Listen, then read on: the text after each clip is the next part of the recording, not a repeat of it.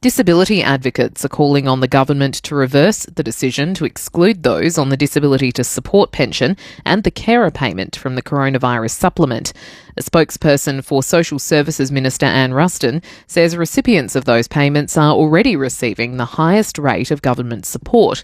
But Senator and advocate Jordan Steele-John says that support isn't meeting increased costs due to coronavirus. It's absolutely an outrageous argument that falls apart the minute you talk to a disabled person and ask them about what they are experiencing in terms of financial costs at this time.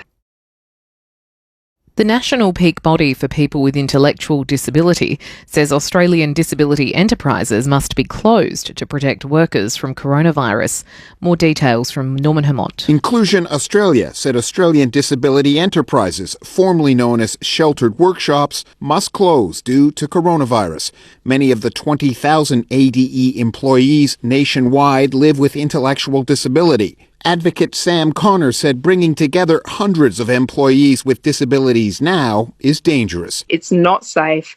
It does not make sense that disabled people are being told that they are essential workers. A spokesperson for Social Services Minister Anne Ruston said because ADEs are private companies, it's up to them to decide whether to remain open.